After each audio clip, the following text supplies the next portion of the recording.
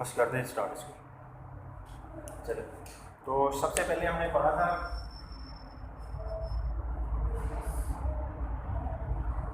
ठीक है, एक था हमारा ई कॉमर्स,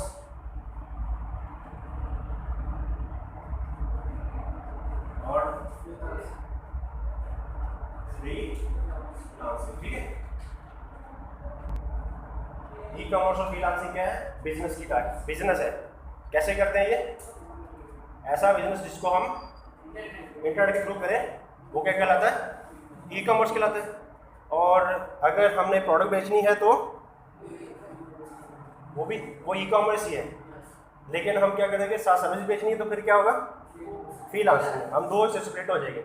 है ई कॉमर्स ही है, लेकिन दो ही सेपरेट हो जाएंगे। जो प्रोडक्ट बेचेगा उसको हम ई कॉमर्स ही कह देते हैं। उनके लिए कौन से प्लेटफॉर्म है? Amazon, Alibaba, AliExpress, Etsy, Walmart, Shopify, Daraz. Facebook की मार्केट है, गूगल की अपनी मार्केट है। कहने का मकसद है कि जिन प्लेटफॉर्म के ऊपर आप प्रोडक्ट बेचेंगे वो क्या कहलाएंगे? वो ई कॉमर्स प्लेटफॉर्म है। और जिन प्लेटफॉर्म के थ्रू आप अपनी सर्विस बेचेंगे वो प्लेटफॉर्म क्या कहलाएंगे? Freelancing platforms. ठीक है, उनमें क्या है? Upwork, Fiverr, Freelancer, good.com, Indeed, Gumtree, इस तरह की जो वेबसाइट्स हैं वो क्या कहला रही? फ्रीलांसिंग। बिजनेस हमने डेफिनेशन पढ़ी इसकी, any activity undertaken with the attention of profit but result can be. Activity अगर क्या थी, एक्टिविटी को थोड़ा एलेबोरेट करें तो फिर क्या था? एक्टिविटी में क्या क्या बिजनेस क्या करता है? एक्टिविटी किस तरह की? या तो प्रोडक्ट बनाता है, प्रोडक्ट लेके सेल करता है, या अपनी सर्विस है उसको बेचता है। इस तरह से करके एक्टिविटी एक परफॉर्म करता है इस अटेंशन से कि प्रॉफिट हो, लेकिन रिजल्ट उसका लॉस भी हो सकता है। तो बिजनेस एक्चुअली क्या है? एक एक्टिविटी है जिसको इस अटेंशन से करते हैं जिसकी वजह से हमें प्रॉफिट हो लेकिन रिजल्ट उसका लॉस भी हो सकता है। अब है कि एक्टिविटी को हमने थोड़ा और एलैबोरेट किया था। हमें पता है कि ये बिजनेस है, ये एक्टिविटी परफॉर्म करता है प्रोडक्ट के रिलेटेड या सर्विस के रिलेटेड। अभी मैंने इसकी एग्जांपल भी दी थी। अगर टेलर मास्टर के पास जाते हैं तो वो क्या करता है? आपको सर्विस प्रोवाइड करता है। आपका कपड़ा लेके आपसे आपका वो सूट, आपकी टी शर्ट, आपका जो आप कहते हैं उसको कन्वर्ट कर देता है। सर्विस स्टेशन पे जाते हैं तो क्या करते हैं? आपकी गाड़ी वॉश करता है वो, और आप मैकेनिक के पास चले जाएं वो भी आपकी गाड़ी ठीक कर देता है, कोई आपको प्रोडक्ट नहीं देता। तो सर्विस जो है, हमने पढ़ा था कि सर्विस के अंदर क्या क्वालिटी थी कि वो टेंजिबल है या इनटेंजिबल है? इनटेंजिबल। ठीक है, इसको हम टच नहीं कर सकते। फिर हमने कहा था कि प्रोडक्ट है।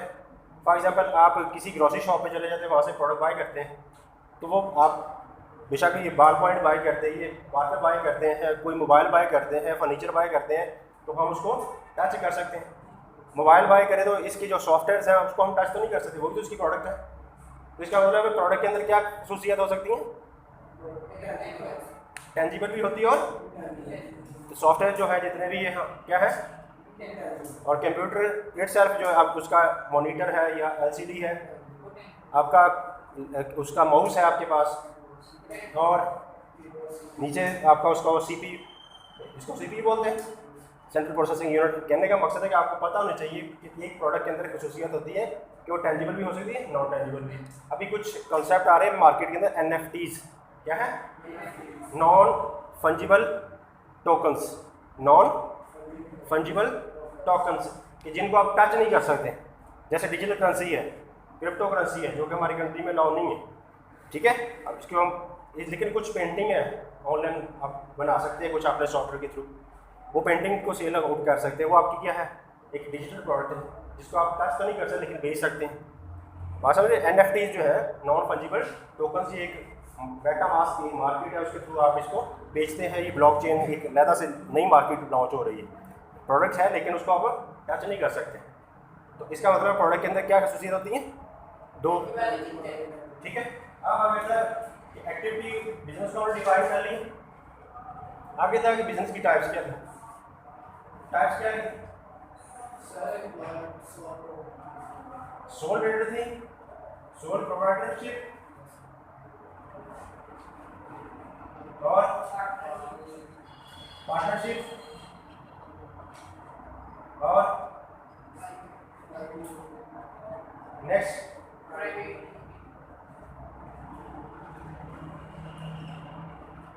प्राइवेट लिमिटेड, एलटीडी लिख देते हैं, एलटीडी लिमिटेड, ठीक है। उसके बाद number 4 public limited,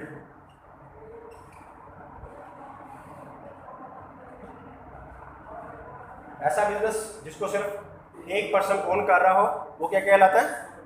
sole proprietorship. और ऐसा बिजनेस जिसको 2 या 2 से ज़्यादा लोग ओन कर रहे हो, लेकिन ये अपने बिजनेस को ऑपरेट करने के लिए, मैनेज करने के लिए, इसको एक्सपैंड करने के लिए 2, 4, 10 अपनी मर्जी के एम्प्लॉय हायर कर सकते हैं, ठीक है। ये चीज़ें क्लियर होगी। ये जो पार्टनरशिप है ये 2 या 2 से ज़्यादा लोग होते हैं ना इसके ऑनरशिप, तो इसके अंदर हम एक पार्टनरशिप डीड के थ्रू ये क्या होते हैं? पार्टनरशिप कॉन्ट्रैक्ट या पार्टनरशिप डीड,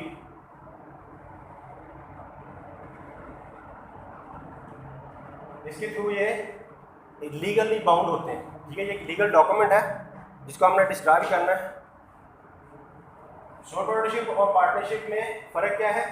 ये एक बंदा है जिसको ओन करता है, एक पर्सन, ये 2 या 2 से ज़्यादा, लेकिन 2 से ज़्यादा जो लोग हैं वो आपस में बाउंड होते हैं, उनकी और पाबंदी होती है, कुछ उन्होंने टर्म एंड कंडीशन सेट की होती हैं, उसको हम क्या कहते हैं? उस डीड डॉक्यूमेंट को पार्टनरशिप डीड या पार्टनरशिप कॉन्ट्रैक्ट, ठीक है। अब प्राइवेट लिमिटेड ऐसी कंपनी जिसके शेयर्स सिर्फ रिलेटिव या फ्रेंड्स, जो करीबी दोस्त हैं और फैमिली मेंबर खरीद सकते हैं, वो क्या कहलाता है? प्राइवेट लिमिटेड, ठीक है। अब ऐसी कंपनी जिसके शेयर्स पब्लिक का कोई भी पर्सन बाय कर सकता हो वो क्या कहलाती है? तो ये पब्लिक लिमिटेड कंपनी कहाँ पे मिलेंगी आपको? स्टॉक एक्सचेंज में। जिस कंट्री की भी वो होंगी, अगर पाकिस्तान में है तो पाकिस्तान स्टॉक एक्सचेंज के, ये आपका पाकिस्तान स्टॉक एक्सचेंज है, वहाँ पे आपको मिलेंगी। अगर यूके की, यूएसए की, तो उनके जो स्टॉक एक्सचेंज होंगे वहाँ पे वो पब्लिक लिमिटेड कंपनी मिलेगी, ठीक है। अभी लास्ट में हमने ये जो प्राइवेट पार्टनरशिप का, इसको हमने पढ़ा कि ये पार्टनरशिप डीड या पार्टनरशिप जो कॉन्ट्रैक्ट है उसके कंटेंट क्या थे, ऐसे ही content of partnership deed slash डाल के पार्टनरशिप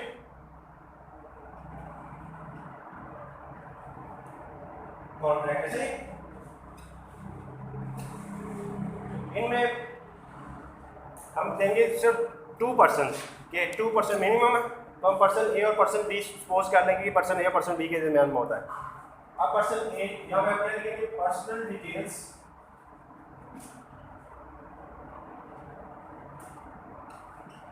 ऑफ पर्सन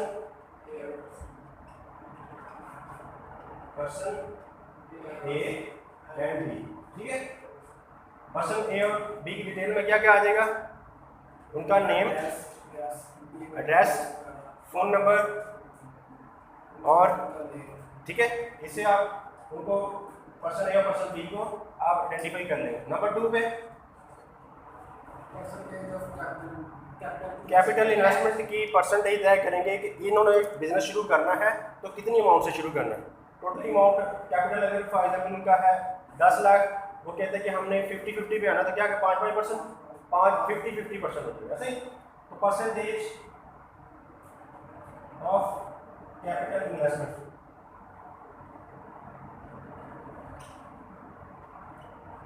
ठीक है। कैपिटल इन्वेस्टमेंट की परसेंटेज तय करेंगे कि दोनों ने, पर्सन ए और पर्सन बी ने कितनी कितनी परसेंटेज के हिसाब से बिजनेस स्टार्ट करना है। जितनी परसेंटेज से करेंगे, एग्जांपल हम कर लेते हैं कि वो 50% से शुरू करते हैं, 50%, ये ए है, ये बी है। ये हम क्या कर लेंगे कि पर्सन ए की कितनी परसेंटेज है? 50 है। जितना ये प्रॉफिट, जितना बिजनेस में आएगा उसका 50% और 50%, अगर लॉस होगा, प्रॉफिट होगा, तो इसी परसेंटेज से डिवाइड हो जाएगा उनका। नंबर 3 पे क्या था?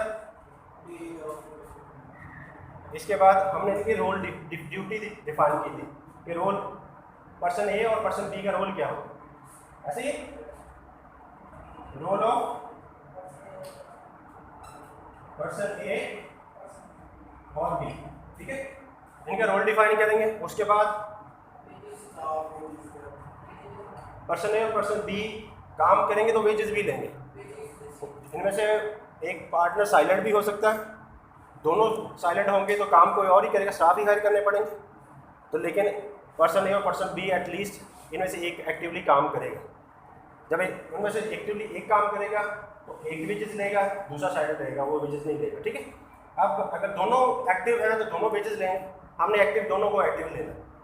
जब भी काम शुरू करना दोनों एक्टिव है, एक एग्जाम्पल के तौर पर, तो दोनों की क्या करेंगे, वेजेस, जो उनकी तरह वेजेस ऑफ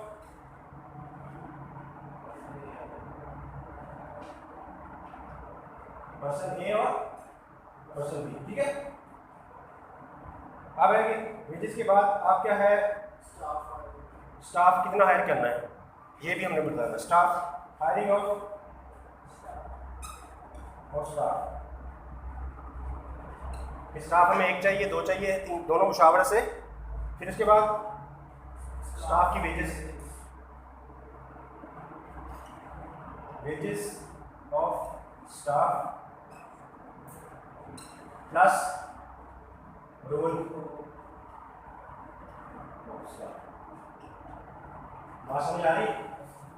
ये पार्टनरशिप कॉन्ट्रैक्ट या पार्टनरशिप डीड जो है उसकी कंटेंट है कि ये आपके पॉइंट्स होने चाहिए जो पहले आपने बिजनेस शुरू करने से पहले तय कर लेना। उसके बाद नंबर 7 पे बैंक में जो आप बिजनेस अकाउंट ओपन करेंगे वहाँ पे सिग्नेचर अथॉरिटी कैश को विड्रॉ करना है, तो उसमें पर्सन ए या पर्सन बी दोनों ही सिग्नेचर करेंगे या पर्सन दोनों में से एक करेंगे, तो दोनों डिसाइड हम सपोज करेंगे दोनों ही करें, ठीक है। तो सिग्नेचर अथॉरिटी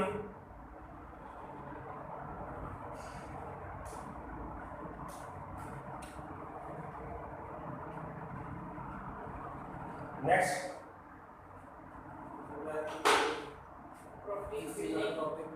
प्रॉपर्टी। अगर प्रॉपर्टी जिस जहाँ पे आपने बिजनेस परफॉर्म करना है, आपने ये चीज़ देखनी है क्या वो बिजनेस रेंटेड है, जो बिल्डिंग जहाँ पे आपने बिजनेस ऑपरेट करना, वो जो ऑफिस है वो रेंटेड है, या अगर जाती है पर्सन ए या पर्सन बी का तो जाती होगा तो पर्सन ए या पर्सन बी किराया लेगा, ऐसे ही। तो पर्सन ए जो है वो कॉन्ट्रैक्ट लिखेगा अपनी तरफ से बिजनेस के साथ।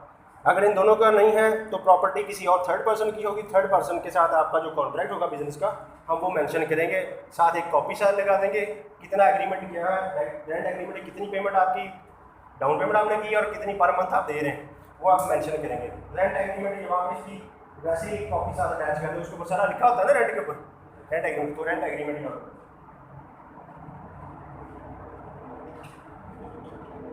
तो ये एटलीस्ट 8 पॉइंट जो है ना ये वेरी इंपॉर्टेंट है जो आपके पार्टनरशिप डीड या पार्टनरशिप जो कॉन्ट्रैक्ट है उसमें ये मेंशन करने, ताकि कॉन्फ्लिक्ट रेज ना हो।